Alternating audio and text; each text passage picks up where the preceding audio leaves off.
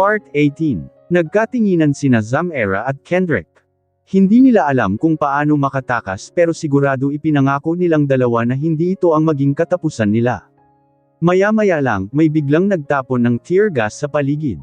Pareho silang nahihirapan ni Kendrick sa paghinga, pero may humila sa kanilang dalawa na isang lalaki na nakamask. At dinala sila sa tagong bahagi na hindi sila masyadong maapektuhan ng tear gas. Nang medyo bumalik na sa ayos ang buong paligid at nahimasmasan na silang dalawa ni Kendrick, agad naman tinanggal ng nakamask na lalaki ang mask nito. Si Darren ito. Sorry at ngayon lang ako nakarating. Pero sad to say, ako lang ang nakabalik dito dahil busy ang iba sa pakikipaglaban. Sinalakay din kasi ang mansyon ng Saavedra, nandun ang pamilya ni Boss Gunner, pati na rin sinalakay din ang mansyon mo attorney. Montenegro at ayon sa report ng tauhan na nakausap ko, nakuha ng mga kalaban si Tanya. Medyo madami na rin nasawi na sundalo ng organisasyon dahil sa sabay-sabay na pagsalakay. Ang sabi ni Darren, aminado si Zamera na nakaramdam siya ng pangamba. Bakit kaya sinalakay pati ang mga Saavedra? Idinamay lang ba ang mga ito ng Serpent Gang? Si Tanya nakuha na ito ng mga kalaban. Kailangan ba siyang mag-alala kay Tanya? So, we're on our own. Tanong ni Zamera kay Darren. Parang ganun na nga, sagot nito. Kailangan nating makalabas dito. Si Kendrick. Napasilip sila sa mga kalaban, medyo nabawasan na ang mga ito dahil sa tear gas na itinapon kanina ni Darren. Nagkatinginan muna silang tatlo bago nila napagpasyahan na lumabas mula sa pinagtatagwan nila. Hinarap ni Kendrick at Darren ang ilang mga kalaban habang si Zamera naman ang humarap sa leader. Malakas ito at aminado siyang nahihirapan siyang labanan ito pero wala sa plano niya ang magpatalo dito. Wala sa plano niya ang mamatay sa lugar na ito. Ginamit niya ang buong lakas at kakayahan niya para makaiwas siya sa dalang espada nito. Iwas, sipa, tadyak, suntok ang ginawa niya. Busy din sa pakikipaglaban sina Kendrick at Darren. Kinuha ni Zamera ang huling kutsilyo na dala niya. At nakipaglaban siya dito gamit nito. Finally, Zamera strikes the final blow, her blade piercing the leader's heart. He falls and die right away. Naubos na rin ni Kendrick at Darren ang mga kalaban. Sabay silang tatlo na lumabas mula sa mansyon, baka tuluyan na itong bumagsak. They bruised and bloodied but alive, stand victorious amidst the wreckage. But later, they hear the sound of helicopter blades. They look up and see a helicopter coming out of the darkness. The helicopter hovers above them, and its side doors open to reveal more enemies, armed and ready. Hindi talaga sila maubos-ubos, hindi mapigilan sambit ni Zamera. Kailan ba maubos ang mga kalaban nila? We need to find cover. Si Kendrick while grinning his teeth. Let's move. Si Darren na nakahanda ng tumakbo papasok sa medyo kagubatan na bahagi. The helicopter's machine guns start shooting, and bullets tear up the ground around them. Mabilis silang tumatakbo papasok sa kagubatan, iniiwasan ang mga bala. The forest gives them some protection, but the helicopter keeps chasing them. Later, gabing-gabi na, masyado nang madilim ang buong paligid. Nakatago pa rin silang tatlo para hindi sila makita ng mga kalaban. Maingat ang kanilang galaw habang naglalakad sila sa ilalim ng mga mayayabong halaman. The helicopter's searchlights look for them. We can't keep running forever. Si Darren. Ayon sa nabasa ko habang pinag-aaralan ko ang bawat sulok ng lugar na ito, meron hunting lodge dito. Marami ang mahilig na mag-hunting sa kagubatan ito. Pero ngayon, isinara na ang lugar na ito dahil sa naging endangered na ang ilan sa mga makikitang hayop dito, si Kendrick. Kung makita natin ang hunting lodge, baka may maki, yan ba ang tinutukoy mo? Tanong ni Zamera kay Kendrick nang nakita niya ang isang maliit na bahay. Nagkatinginan silang tatlo, at nag-uusapan ang mga mata nila. Maingat silang humakbang palapit sa lodge na nakita nila. The lodge is dark and smells old, filled with trophies from hunting and old-fashioned furniture. They catch their breath, hearing the helicopter circling above. We need a plan. They're going to search this place thoroughly. Halos habol ni Darren ang hininga. Baka may makita tayo na pwede natin gamitin laban sa kanila. Si Zamera, patanging tingin sa buong paligid. They search the lodge quickly. Zamera discovers a rusty old rifle inside an old cabinet, while Kendrick finds a box of flares and some old dynamite sticks in a closet. Darren locates an old map of the area and starts making a plan. Later, nakaisip na sila ng plano. At nakahanda na sila para kawin ito. Tila naman pabor sa kanila ang tadhana dahil sa bumaba ng bahagya ang helicopter. The helicopter hovers low, with its side doors opening again as enemies get ready to rappel down. Zamera, Kendrick, and Darren position themselves strategically.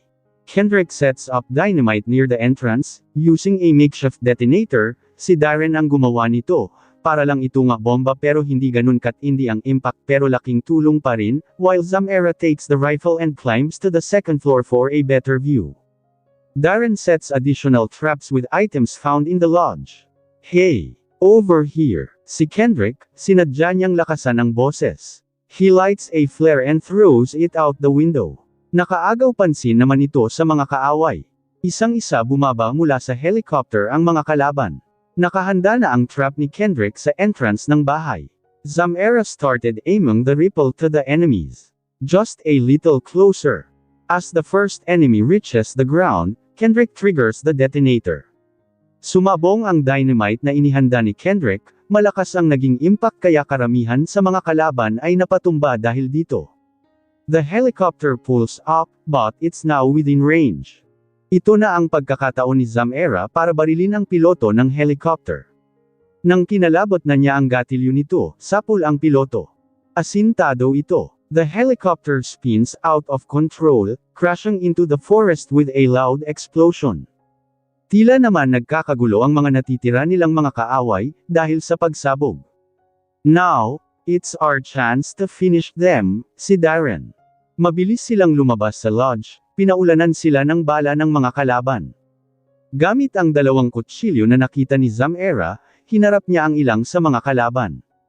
Mano-mano din nakipaglaban si Darren habang si Kendrick naman ay nagko-cover sa dalawa gamit ang naagaw niyang baril mula sa kalaban na napatumba niya. Hanggang sa tuluyan na nilang napatumba ang mga ito. Kailangan na nating makaalis dito, si Darren. Hindi natin alam kung ano pa ang mga kasunod. At baka hindi na natin makayanin pag matumbahin kung may mga kalaban pang darating.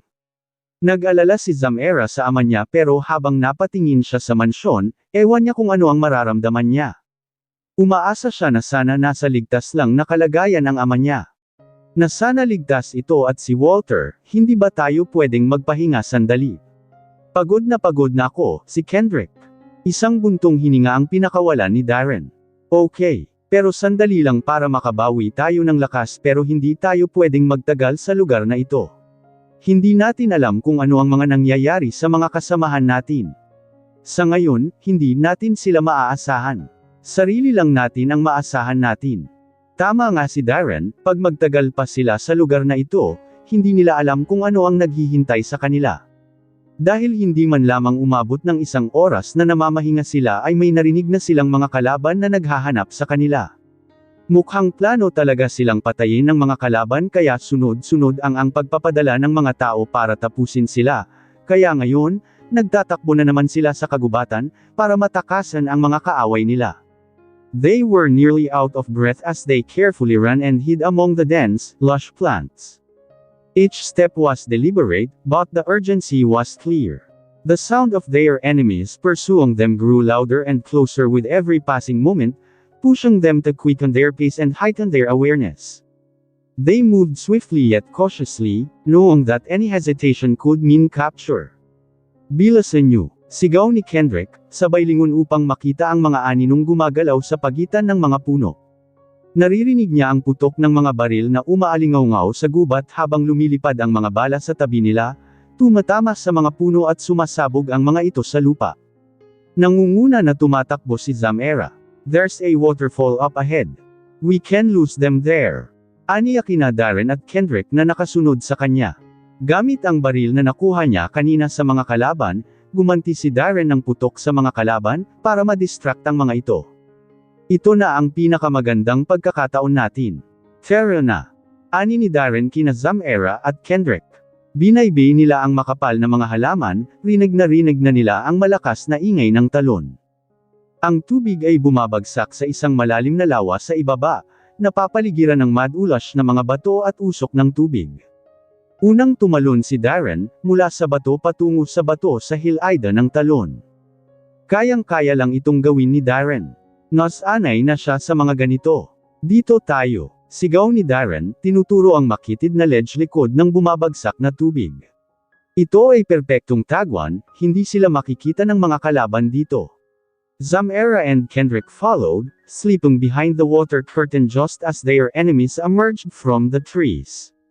The pursuers, heavily armed and determined, spread out and began firing. Kendrick, Zamera, and Darren shot back, using the waterfall as cover. Stay low and keep firing. Darren commanded, his voice barely audible over the roar of the waterfall and the crack of gunfire. Tinarget ni Zamera ang isa sa mga kaaway gamit din ang baril na nakuha nila kanina, pareho silang may hawak na mga baril. We can't hold them off forever. Zamera shouted over the noise. Kendrick scanned the area and spotted a narrow path leading up the cliffside. Up there, we can use the high ground to our advantage. Sa tuktok ng bangin, nakahanap sila ng magandang pwesto. Patuloy na nakipagpalitan ng putok sina Kendrick at Zamera sa mga kalaban. Si Darren naman ay nakipag-ugnayan sa headquarter, narinig kasi niya kanina na kino-contact sila ng mga ito. Gamit ang special na earpods na nasa tenga niya. Pero dahil busy siya sa pakikipaglaban kaya hindi niya nasagot ang tawag. Kinuha niya ang satellite phone na nasa bulsa, waterproof ito kaya kahit medyo basa ay magagamit niya pa rin ito. HQ, this is Cypher Shadow. We're pinned down by hostiles at the waterfall. Requesting immediate evac and air support. Evacuation, copy that, came the response. Evac en route. Hold your position. Nagsimula na rin umakyat ang mga kaaway sa kung nasaan man sila ngayon. Halos paubos na ang mga bala nila kaya kahit mga bato na makita nila ay ibinato na nila sa mga ito. Gamit ang kakayahan sa training at teamwork, napatili nila na buhay pa sila hanggang ngayon. Later, the sound of helicopter blades filled the air, cutting through the chaos. Evac is here, Darren shouted, relief evident in his voice. A helicopter swooped in, providing covering fire from above. Ropes were low-red, and one by one, Kendrick, Zamera, and Darren grabbed on and were lifted to safety. As they ascended, they could see their enemies retreating, unable to continue the fight against the overwhelming air support. Breathing heavily but relieved, they were pulled into the helicopter. Nang nasa loob na sila ng helicopter, nagkatinginan silang tatlo. Napangiti na lang sila. Sa dami ng mga kalaban at pinagdaanan nilang tatlo, they are still alive until now. Naramdaman ni Zamera ang paghawak ni Kendrick sa kamay niya. Mula nang naging secret agent siya, she never depended on anyone for her survival. In her mission, she understood the importance of fighting alone and never relying on others. However, now that Kendrick is holding her hand, she feels a sense of safety and comfort. For the first time, she realizes she's not alone in this battle. Attorney Montenegro, paano mo natutunan ang pakikipaglaban? Hindi mapigil ang tanong ni Darren kay Kendrick. Alam ni Zamera na may kakayahan naman si Kendrick sa pakikipaglaban pero hindi naman niya lubos akalain na kaya pala nitong makipagsabayan sa kanilang dalawa ni Darren. Isang bumantong hininga muna ang pinakawala ni Kendrick bago siya magsalita. Actually, the Serpent Gang are the ones who trained me first. Gusto ni The Myth na ako ang maging tagapagmana niya. I undergo a hard training for I don't know hindi ko na maalala kung ilang buwan. Then, nadisgrasya ako. Napuruhan ang likod ko kaya bawal nang bumangga ang likod kung malakas ang impact. The Myth wants to abandon me kasi pakiramdam niya, walaan akong pakinabang sa kanya, that's when I was rescued. Later, I hired a personal trainer, at nag-train ako ng mahigit sa 1 taon.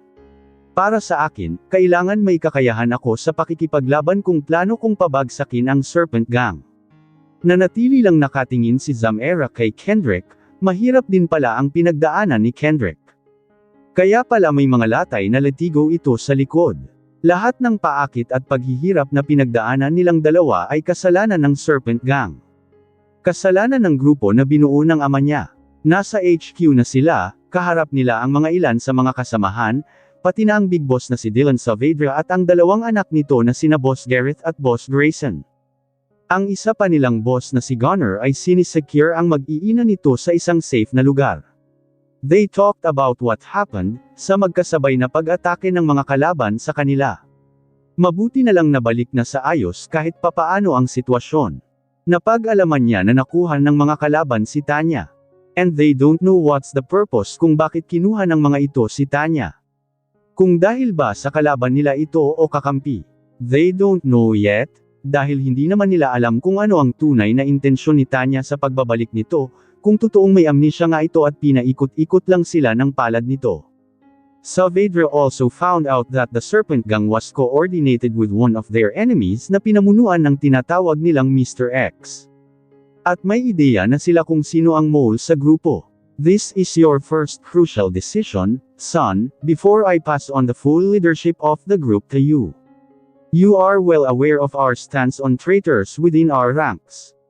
I trust that the choice you make will be in the best interest of the group. Remember, the future of our organization depends on your judgment, ang sabi ni Boss Dylan sa anak na si Boss Gareth. Magre-resign na si Boss Dylan para mamuhay ng tahimik sa ibang bansa. At ipapasa niya kay Boss Gareth ang leadership niya sa Saavedra Empire. Boss Gareth, sa tatlong magkakapatid, siya ang sinasabing may pinakamatigas na puso pero sa pagkakataon ito, may nababasa siyang kakaiba sa mga mata nito. Nasa HQ muna sila pansamantala, dahil hindi pa sigurado kung ligtas ba sila kung babalik sila sa mansyon ni Kendrick.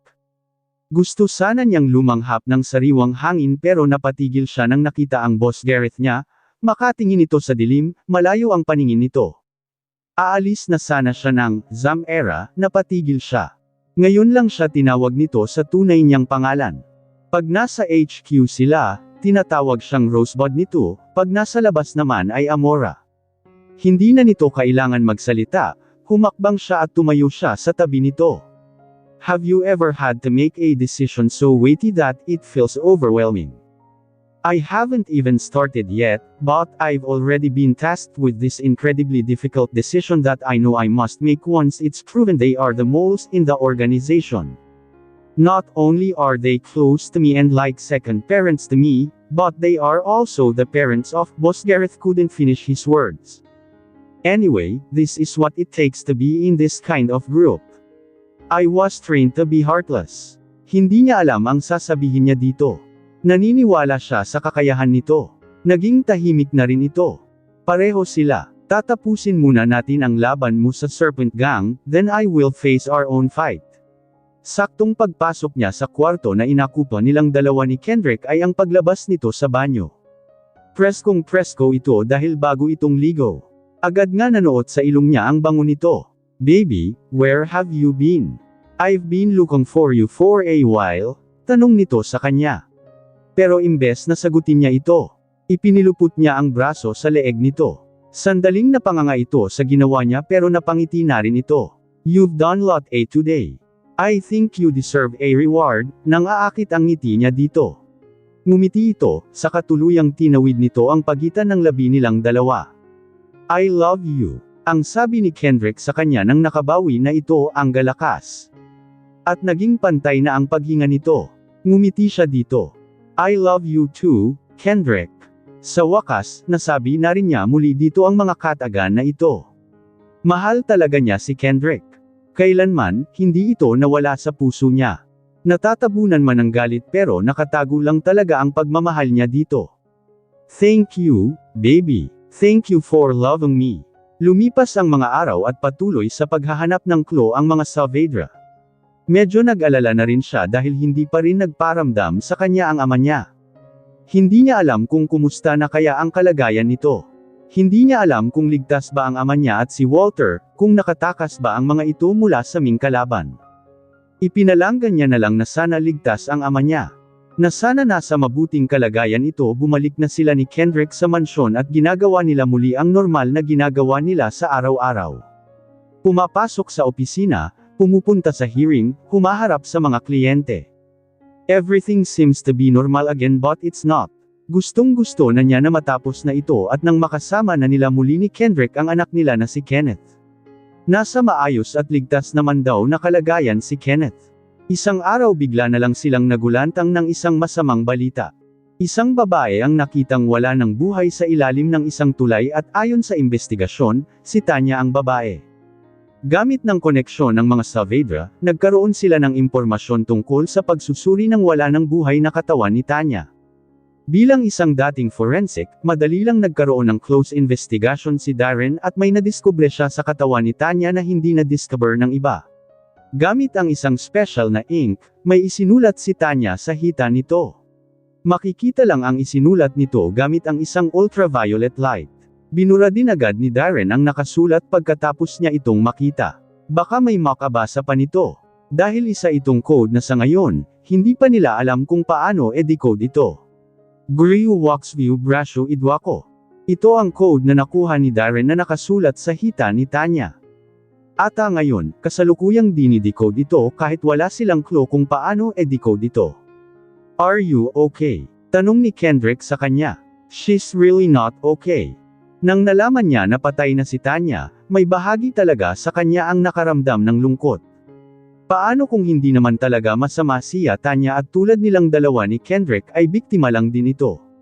Kawawa naman ang naging kapalaran nito, hindi man lamang ito nabigyan ng pagkakataon para sumaya at maging tahimik ang buhay. No, I am not, Kendrick. Paano kung wala naman palang kasalanan si Tanya? Ewan ko, gulong-gulo na ako, hanggang ngayon, wala pa rin tayong clue sa kung sino ba talaga ang kalaban nating dalawa. Kung sino ba talaga ang gumagawa nito sa atin. At saka nag-alala ako sa ama ko. Kumusta na kaya siya ngayon? Nasa maayos na kalagayan kaya siya? Nakaligtas kaya silang dalawa ni Walter? Hinawakan ni Kendrick ang kamay niya na para bang pinalalakas nito ang loob niya.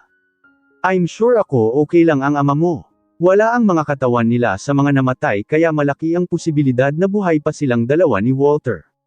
Pero bakit hindi pa rin siya nagparamdam sa akin? Maybe because, gusto din niyang magtago Zamera, alam mo naman na nasa panganib din ang buhay ng ama mo. Kung sa bagay may tama naman ito. Baka mas pinili ng ama niya ang manahimik lang muna para hindi ito matuntan ng mga kalaban. Gusto ko nang matapos ito Kendrick. Gusto ko nang magkaroon ng tahimik na buhay, hindi niya mapigilan sambit. Nakatingin siya sa mga mata ng asawa niya. Anong ibig mong sabihin? Tanong nito sa kanya. Pag matapos na ito, aalis na ako sa organisasyon at mamuhay na ako ng tahimik kasama ka at ang mga anak nating dalawa. Ngumiti siya dito. Saka siya bumitaw mula sa pagkakahawak nito at may kinuha siya mula sa bulsa niya at ibinigay niya ito sa mahal niyang asawa.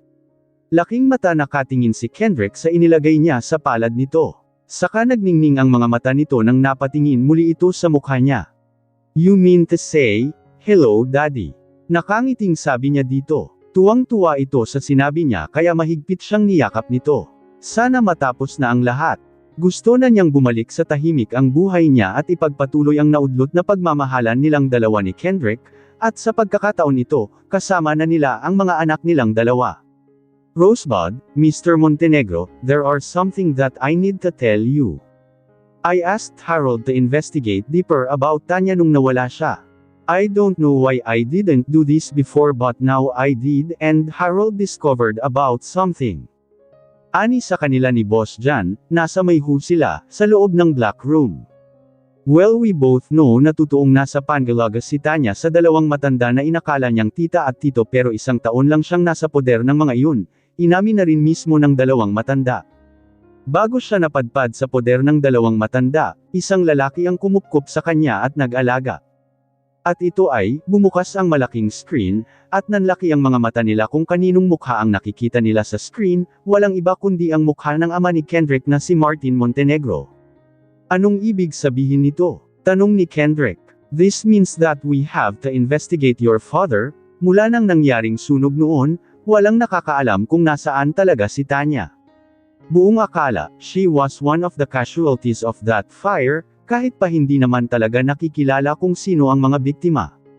But according to the information gathered by Harold, Tanya is living and imprisoned in a large house that is under the name of Martin Montenegro.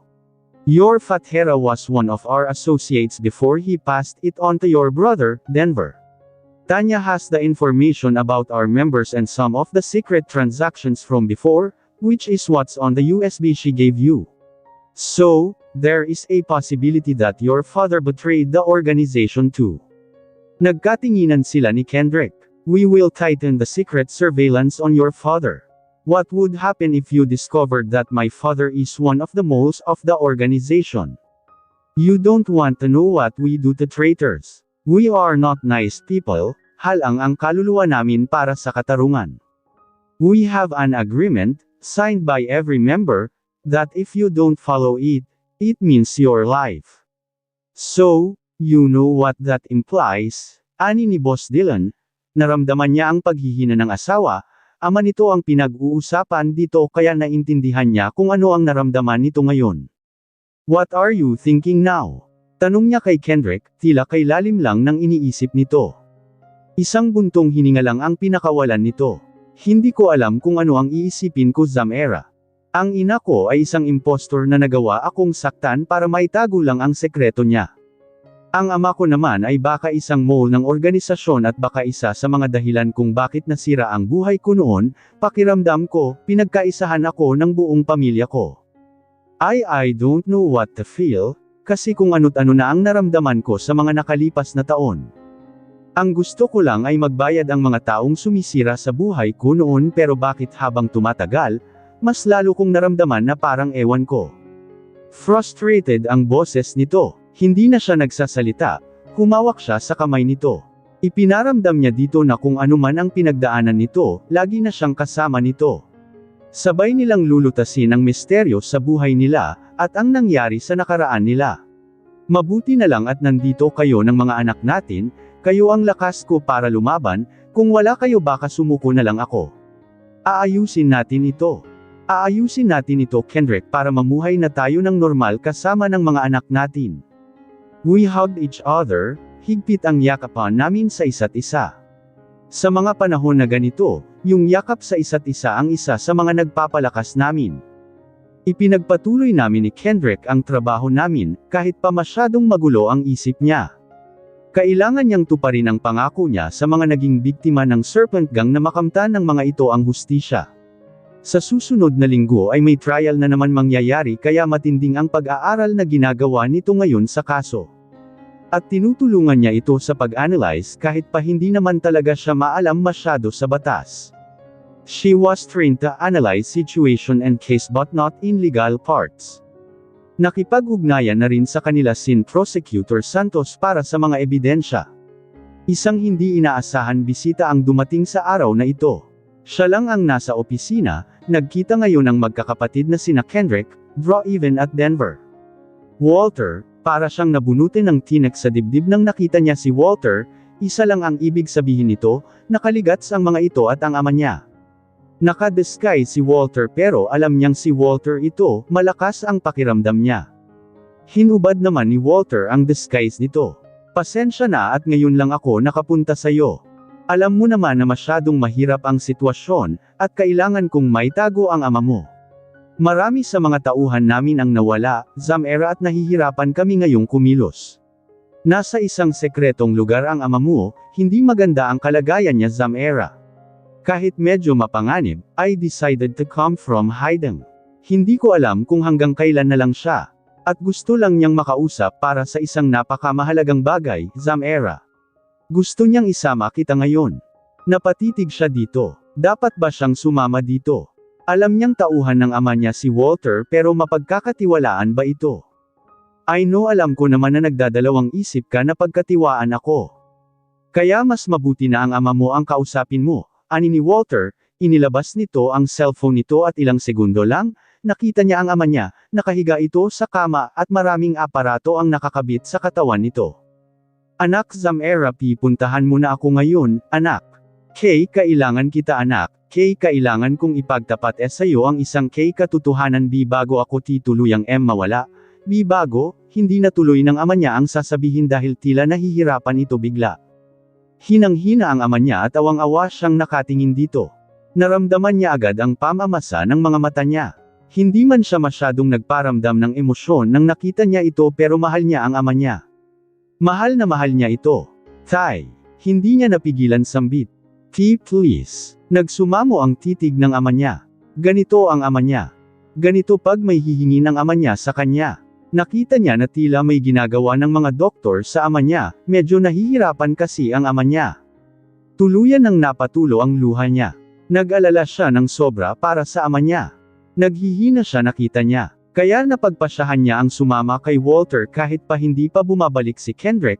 Hindi na niya mahintay si Kendrick, masyado siyang nag-alala sa ama niya. Ang desisyon niya ay dala sa matinding pagmamahal, pagkaalala at pangungulila sa ama niyang matagal na nawala sa kanya.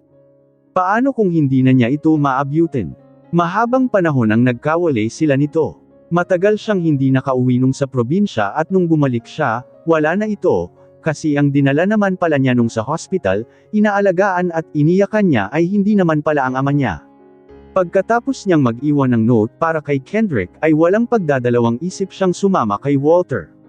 Mag-isa na pumunta si Kendrick sa HQ ng mga Saavedra, hindi niya naabutan si Zamera kanina sa opisina, ayon sa iniwan na note nito ay sumama ito kay Walter para puntahan ang ama nito.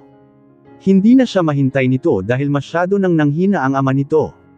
Aminado siya na medyo nagtampo siya dahil sa ginawa ni Zamera na umalis na hindi siya kasama. Ang tampo niya ay dahil sa masyado siyang nag-alala dito. Sinabi sa kanilang dalawa ng mga Saavedra na hindi sila dapat magtiwala sa kung sino. Hindi nila alam kung sino ang kaaway nila. Pero nagdesisyon pa rin ito na sumama kay Walter na hindi nila masyadong kilala. Pinatawag sila ng mga Saavedra, gusto niyang malaman kung ano ang kailangan ng Saavedra sa kanila ni Zamera kaya napagpasyahan niyang pumunta kahit wala si Zamera. Baka tungkol sa ama niya ang sasabihin ng mga ito. Where is Rosebud? Tanong agad ni Gareth Saavedra sa kanya, kasama nila sa Black Room si Harold, si Darren at iba pang tauhan. Ibinigay niya kay Gareth ang iniwan ni Zamera sa kanya na note. What the? I told her not to trust anyone. Galit na sabi ni Gareth, pero mabanaag naman sa mga mata nito ang pagkaalala. Tila kinalma nito ang sarili. Pero mas tumindi ang pagkaalala na naramdaman niya para kay Zamera dahil sa naging reaksyon nito. Inutusan nito agad si Darren na elocate kung nasaan si Zamera ngayon. I already solved the code na nasa katawan ni Tanya. It was a Sephir code or Caesar cipher. The Sephir code, or Caesar cipher, is a type of substitution cipher where each letter in the plaintext is shifted a certain number of places down or up the alphabet. Tanya might be knowledgeable of this code dahil nagawa niya ng maayos ang mensahe niya. It's easy to decode naman basta alam mo lang ang step na ginamit ng nagpapadala ng message, kahit pa hindi mo memoryado ang Sephir, all you need is a Sephir key na makikita sa online ngayon. At kaya ako nag-alala ng sobra kay Zamera dahil ang mensahe ni Tanya ay don't trust your father. Na hindi ko alam kung para kay Zamera o para sa iyo Mr. Montenegro. Kaya kailangan natin malaman kung nasaan ngayon si Zamera. Anong ibig sabihin nito? Kunot-noo kong tanong sa ama ko. Naabutan ko kasi siya na nakaupo hindi sa wheelchair niya kundi sa isang swivel chair. Kabaliktaran sa nakita ko kanina ang kalagayan niya. Mukha din siyang malakas. Buong akala ko hindi na siya makakatayo at makakakilos dahil sa nagkaroon ng problema ng skeletal niya. Pero ano ang nakita ko ngayon? Pasensya na anak, kailangan kong magsinunggaling nung unang pagkikita natin. Hindi ko masabi sa iyo ang katotohanan dahil sa kasama mo si Kendrick Montenegro at alam ko din nakikinig sa usapan natin ang mga Saavedra, nakabantay din sila sa iyo, so I have to lie. Tama naman ito, may nakakonect ng na-wire noon sa akin pero nawala na lang ang koneksyon nito noong biglang nagkagulo. Tama nga ako na nakakatayo siya kasi napatayo siya ngayon. So, lahat ng sinabi mo sa akin nung nagkita tayo ay puro kasinunggalingan lang. May totoo ba doon o wala? Hindi ko mapigilan na makaramdam ng galit. Pakiramdam ko pinagtaksilan niya ako. Kahit ama ko pa siya, wala siyang karapatan na lokohin ako. Not all. Totoo yung sinasabi ko sa'yo na tungkol sa legacy ng pamilya ko. Na ikaw na lang ang natitirang kadugo ko at tagapagmana ko. Hindi ko alam kung ano ang sasabihin ko sa kanya. Gusto kong magalit sa kanya ng sobra. Pero hindi ko ito magawa dahil sa ama ko siya at may bahagi sa akin na sobrang nangungulila at nagmamahal pa rin sa kanya. Buong akala ko, hindi na ako makaramdam ng panghihina, na matigas na ako pero pagdating pala sa mga mahal ko sa buhay, mahina pala ako. Halika para hindi ka magalit sa akin, may ipapakita ako sa'yo. Aniya sakin at humakbang siya palapit sa akin, pero tumigil din siya ng ilang dangkal na lang ang agwat ng pagitan namin. Anong ipapakita mo sa akin? Kunot noo na tanong ko sa kanya. Just come with me, I'm sure you'll be happy with what I'm going to show you. Nakaramdam ako ng kaba pero mas pinili ko ang magtiwala sa kanya. Anak niya ako, wala siyang masamang gagawin sa akin. Ama ko siya, naramdaman siya ng puso ko kahit pa parang naging weird siya at hindi ko na nakita ang katangian ng mabait na ama ko sa kanya. Pumasok lang kami kanina ni Walter sa isang simpleng gate na may mga nakabantay naman na mga armadong tao at sa isang simpleng bahay pero ngayon napagtanto ko na hindi lang simple ang pinagdalhan sa akin ni Walter dahil pababa kami na sa tingin ko, papunta sa isang underground at ganun na lang ang panlalaki ng mga mata ko nang tuluyan kaming nakarating sa baba.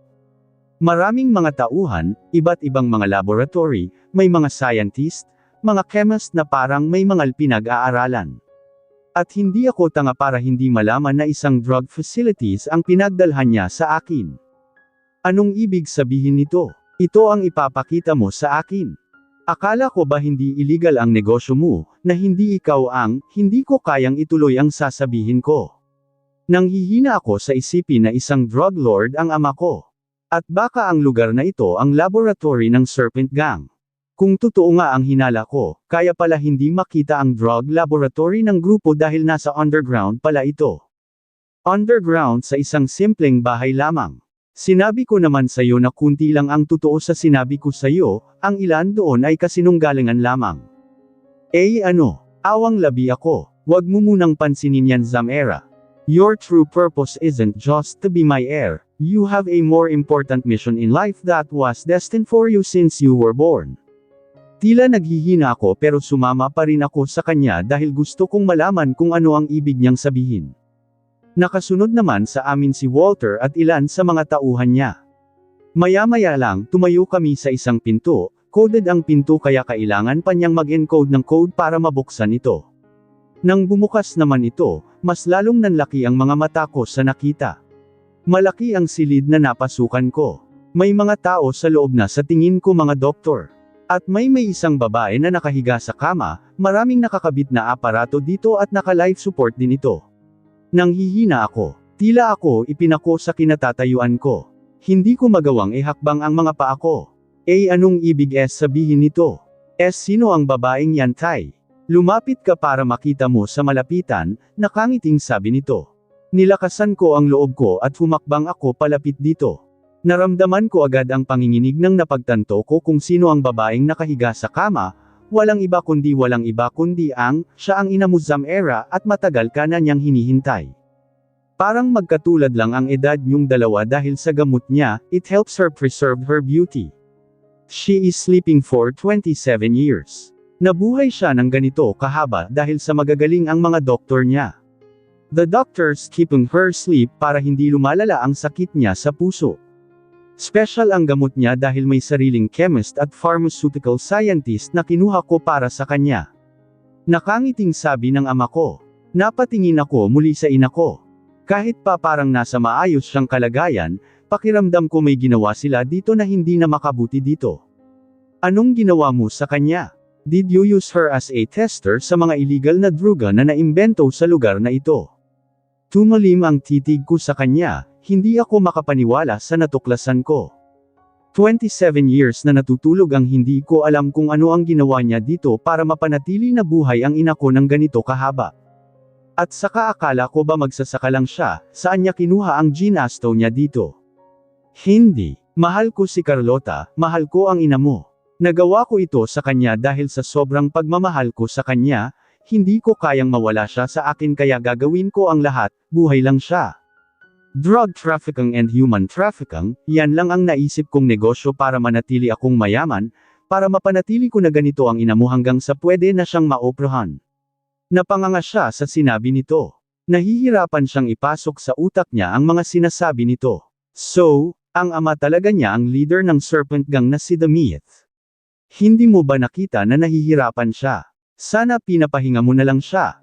Kung mahal mo siya, dapat natuto ka na pakawalan siya. Napatulo na ang luha ko. Naawa ako sa sitwasyon ng ina ko. Bakit ganyan ka makapagsalita, Zamera? Ina mo siya. Hindi ka ba natutuwa na makita siyang buhay at may pag-asa pa na mabuo ang pamilya natin? Pinunasan ko ang luha ko. Nangungusap ang mga mata ko sa kanya. Parang dinikdik ang puso ko sa sobrang sakit dahil sa natuklasan ko. Hindi ako makapaniwala na nagawa niya itong gawin dahil lang sa sinabi niyang mahal niya ang ina ko. Nakikiusap ako sa iyo, Tay. Please, let her go. Namamasa muli ang mga mata ko. Hindi, Zamera. Hindi ko sasayangin ang lahat, Zamera, na pinaghirapan ko sa loob ng 27 years. Lahat ay ginawa ko, may tago ko lang ang totoo na buhay pa talaga si Carlota. Kaya hindi na ako nagtataka na patay na siya sa nagather na impormasyon ng magaling na pay ng mga Saavedra dahil patay na naman talaga siya, patay na binuhay ko lang. Katulad lang sa akin, Zamera. Anong ibig mong sabihin? At saka sino si The Myth, ikaw ba? Anong ibig sabihin nung sinalakay ang mansyon mo? May kaaway ka ba o pakano mo yun? Para ano? Nahihirapan ako sa paghinga. Hindi halos lumalabas sa labi ko ang mga salitang nanulash mula dito pero sunod-sunod ko pa rin siyang tinatanong. Paisa-isa lang ang tanong, Zamera, aaminin ko din naman sa'yo lahat. Pangako, wala na akong ililihim sa'yo.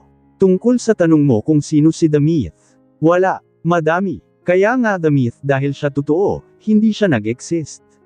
Kung nag-exist man, madami at walang totoo. Hindi ako si The Myth pero marami silang tinatawag na The Myth. Walang totoong The Myth dahil tatlo sila na may katulad feature ko ang ginawa kong The Myth, kaya nga nakatikip ang mga mukha nila para hindi malaman na mga impostor lamang sila.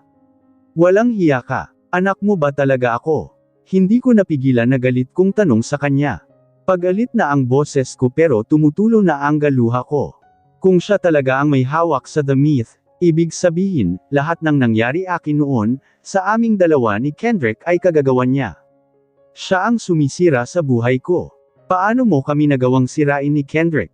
Muntikan mo na akong pinatay noon. Bakit mo nagawa sa akin lahat ng iyon? Anak mo ba talaga ako? Sagutin mo ako. Anak mo ba talaga ako?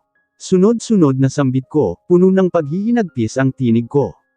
Anak kita, Zamera. Totoo kitang anak. Kung ano man ang nangyari sa iyo at kay Kendrick noon, iyon ay kagagawa ng traidor na isa sa mga The Myth ko. Gusto niya akong lamangan kaya gumawa siya ng hakbang na hindi ko alam. Pero nakaganti na kayo sa kanya dahil pinatay ko na siya. Muntikan ka nang mawala dahil sa kanya. Hindi pwedeng may mangyaring masama sa iyo dahil kailangan kita para sa ina mo. Itinago kasi kita mula pa nung isinilang ka at hindi niya alam na anak pala kita. At saka bakit ikaw pa ang nagalit? Nakalimutan mo na ba na itinago mo sa akin ang totoo na nabuntis ka at ikinasal kayo ng lalaking iyon? Di ba ako ang dapat magalit dito? Balik panunumbat niya sa akin. Tila kinalma naman niya ang sarili niya. Don't worry my gatita, I will tell you everything bago ang operasyon yung dalawa ng mami mo. Operasyon? Anong operasyon ang sinasabi mo? As what I said, hindi ang pagiging tagapagmana ko ang real purpose mo kundi ang buhayin ng ina mo na nagkaganito dahil lang din sa'yo. Ang purpose mo ay ang buhayin siya. Buhayin siya. Anong ibig mong sabihin? Kunot-nuo ako. Wala akong kakayahan na buhayin siya. Hindi nga nagawa ng magagaling na mga doktor na kinuha mo para sa kanya, ako pa kaya? Wala kang ang kakayahan pero nasa sayo ang pinakakailangan ko sa lahat. Ang puso mo. Nanlaki ang mga mata ko sa sinabi niya. Anong puso ko ang sinasabi mo? Your mom will be going to have a heart transplant and you will be her donor. Napaangat ang mukha ng ama ni Kendrick pagkatapos nitong basahin ang dokumento na inilapag ni Dylan Saavedra sa mesa. Kasama niya sa Black Room ang boss ng Saavedra Empire na si Dylan Saavedra, ang anak nito na si Grayson at ilan sa mga tauhan. Kasama nila ang kanyang ina at ang kapatid na si Denver. They are still tracing where Zamera is at kailangan na nilang malaman kung mole nga ang ama niya sa organisasyon. At kung mole nga, may posibilidad ba na tauhan ito sa Serpent Gang? At sana matulungan sila nito para malaman kung saan ang HQ ng grupo kung ang totoong kaaway ay ang ama ni Zamera. Mula nung nailigtas si Tanya sa sunog na nangyari 7 years ago, Lumalabas sa investigasyon na ikaw ang gumasto sa pagpapagamot sa kanya at ikaw din ang nagtago sa kanya. You are one of our associates, Mr. Martin Montenegro, but we found out that you are a mole of our organization.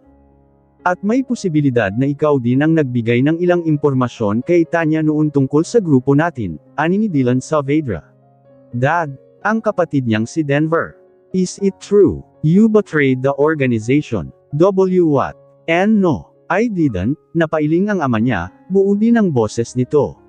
Then ipaliwanag mo kung ano ang natuklasan ni Harold. Ikaw ang nagtago kay Tanya. Isang marahas na buntong hininga ang pinakawalan ng ama niya. Fine. Ako nga ang nagtago kay Tanya pero hindi dahil sa nagtaksil ako sa organisasyon, walang kinalaman ang organisasyon sa ginawa ko. I swear I didn't betray the Saavedra Empire. May nagawa man akong pagkakamali noon pero walang kinalaman ang pagiging associates ko sa Saavedra Empire. Okay, aaminin ko. Ako ang may pukana ng lahat noon kung bakit nasira ang pagsasama ni Kendrick at Zamera, ano. Laking mata niyang sambit. I'm sorry son, I like Zamera pero nung nalaman ko kung sino ang ama niya, ang mga magulang niya, napagtanto ko na hindi kayo pwedeng dalawa. Ako ang nagbigay ng tea na yun, kaya malaglag ang ipinagbubuntis ni Zamera noon. Ako din ang dahilan kaya tuluyan kayong nagkasiraan, ikaw si The Myth. Hindi niya napigilan sambit. Ang alam niyang sumisira sa kanilang dalawa ni Zamera ay si The Myth, kaya malaki ang posibilidad na ang ama niya ay si The Myth. Hindi ako si The Myth. Marami silang nagpapanggap lang pero isa lang ang totoo. At ang totoong pinuno ng Serpent Gang ay nagtatago biglang isang simpleng tao sa probinsya, kasama ang anak niyang babae na walang iba kundi si Zamera. Napangangalang siya, hindi niya kung paano ipasok sa utak niya ang sinabi ng ama niya. He felt betrayed. Ilang taon kong pasekretong pinaimbestigahan ang tungkol Serpent Gang pati na ang leader ng mga ito na si Ernesto Rivera. Gusto ko lang malaman kung ano ang ginawa ni Ernesto kay Carlota, kung saan niya ito itinago. Alam kong hindi si Carlota ang inilibig niya at napatunayan ko ito 2 taon mula nang namatay daw ang tunay na Carlota. Pinahukay ko mismo ang libingan ni Carlota at lumabas nga mula sa investigasyon na hindi si Carlota ang inilibing. 4 years after years, wala akong ginawa kundi ang makaharap ang tunay na The Myth para alamin sa kanya kung nasaan si Carlota. Pero hindi totoong The Myth ang nakaharap ko at makausap ko pagkatapos ng maraming taon, isa lamang peke ito. Nagkaroon kami ng kasunduan ng pekeng The Myth na ito, tutulungan niya akong makaganti kay Ernesto Rivera at aalamin niya ang impormasyon na kakailanganin ko, sa isang kondisyon, tutulungan ko siya para mapabagsak ang pagiging leader ni Ernesto sa Serpent Gang. He paused na parang humugot muna siya ng hininga. Ako ang humingi ng tulong sa kakilala kong The Myth ko para sirain ang pagsasmonyo ni Zamera. Pawad, sana mapatawad mo ako. Siya ang kinausap nito, nagsusumamo ang titig nito. So, all this time na ginawa ko ang lahat para hindi mo lang ako mahuli na peke ako ay walang saysay dahilan alam mo talaga kung sino ako. Na hindi ako ang totoong Carlota. Ang mommy niya, mukhang gulat na gulat ito sa natuklasan nito. Hindi pa man nakasagot ang ama niya nang, naguguluhan ako. Anong ibig sabihin nito? Anong pekeng Carlota? Hindi ba siya ang ina ko? Ang kapatid niyang si Denver, mukhang siya lang talaga ang walang alam. Hindi nga niya lubos akalain na alam pala ang ama niya ang sekreto ng ina niya. Denver napatulo ang luha ng ina niya. Gusto ko man magpaliwanag sa iyo pero kailangan magpatuloy ng ama mo, kailangan ng maligtas si Zamera. Pero bago ang lahat, naramdaman mo na naman na minahal kita na parang tunay na anak diba? Sandaling katahimikan ang namayani, para siyang binato ng malaking bato sa ipinagtapat ng ama niya, nang hina siya at nahihirapan siyang ipasok ang mga ito sa isip niya. Hindi din niya kaya ipaliwanag ang emosyon na nakikita niya sa kapatid niya. He knew he felt betrayed too. Siya na mismo ang nagpasya na bumasag sa katahimikan nang nakabawi na siya sa pagkagulat. Paano mo nagawa ito sa amin ni Zamera? Ikaw din ba ang nag-utos para pahirapan ako noon? Namuntikan ko ng ikamete. Hindi. Bigla na lang nawala ang kakilala kong The Myth. Hindi ko alam kung ano ang nangyari sa'yo nung nawala ka Kendrick, buong akala ko ay nagpapagaling ka lang sa sugat sa puso mo. Kung alam ko lang son, sana nailigtas kita, sana nagawang ko ng paraan. Walang hiya ka Martin, alam mo ba kung ano ang ginawa ng isang damit na yun sa akin? Tukana mo pala talaga, kasabwat ka pala nga lalaking iyon. Kaya pala kahit anong gawin ko noon para matulungan ko ang anak ko ay hindi ako magtatagumpay dahil kasama ko lang pala ang nagpapahirap sa anak ko. Naglokohan pala tayo sa simula pa lang Martin.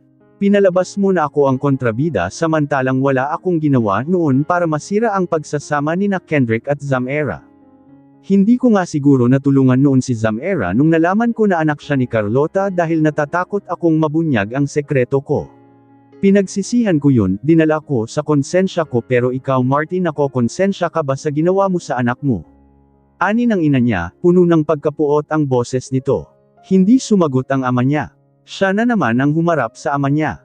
Namuhi siya dahil sa ipinagtapat nito sa kanya. Ligtas, sinira mo ang buhay ko. Ikaw ang dahilan kaya napunta ako sa kamay ng mga demonyo. Kaya nagkaroon ako ng kaugnayan sa kanila. Muntik na akong mamatay dahil sa kanila.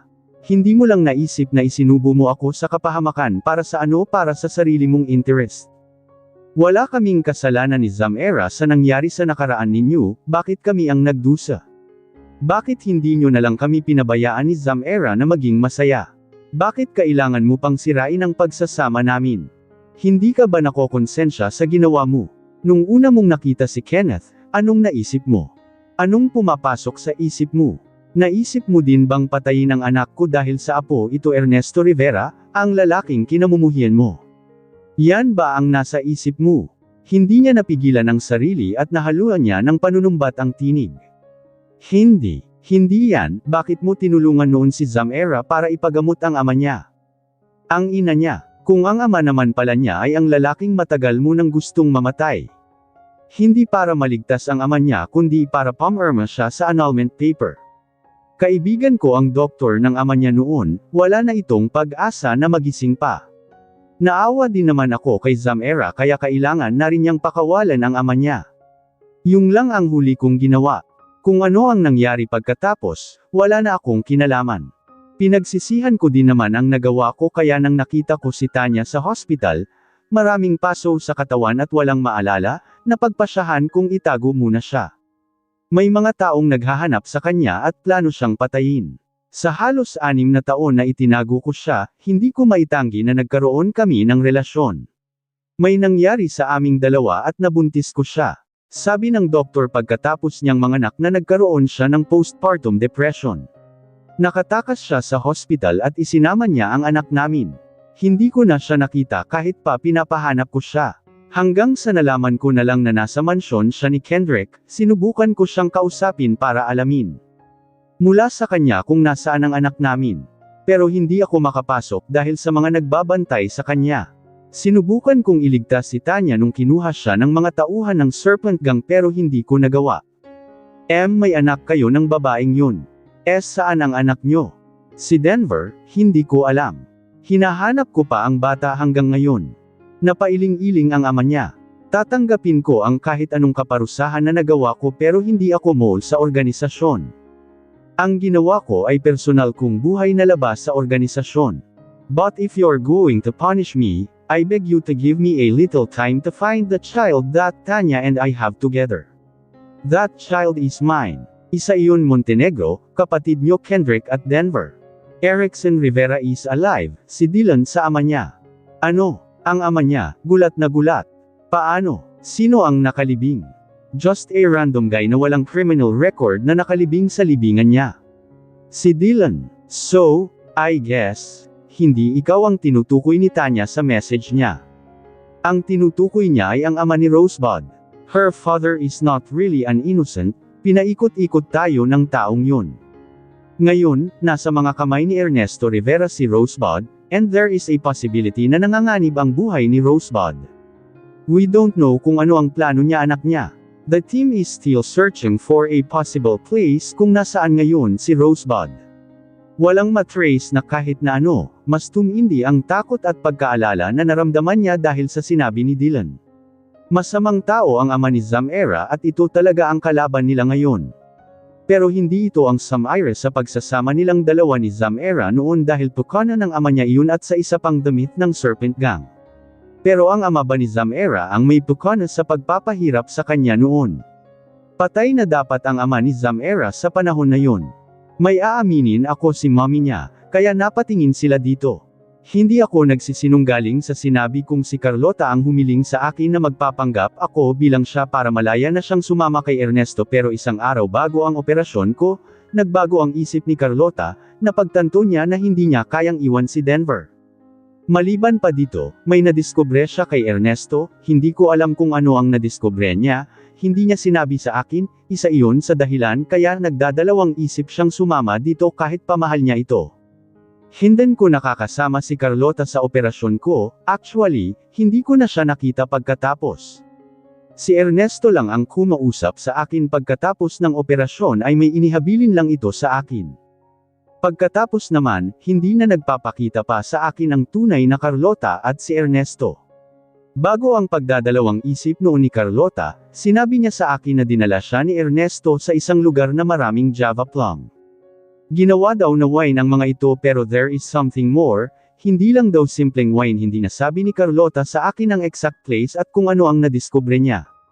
Wait, Java plum. Ang ama niya, I know a place na pagmamay-ari ng angkan ng mga Rivera na may maraming Java plum. Where? Siya na ang napatanong, even though I know the place, impossible doon niya dinala si Zamera, 5 hectares land na pagmamay-ari ng mga Rivera na may maraming tanim na Java plum, marami din ibang tanim, at karamihan ay herbal plants. Maliban sa mga tanim, isang bahay lang ang nandun at impossible na doon niya dadalhin ang anak niya maliban na lang kung gusto niya itong gawin magsasaka.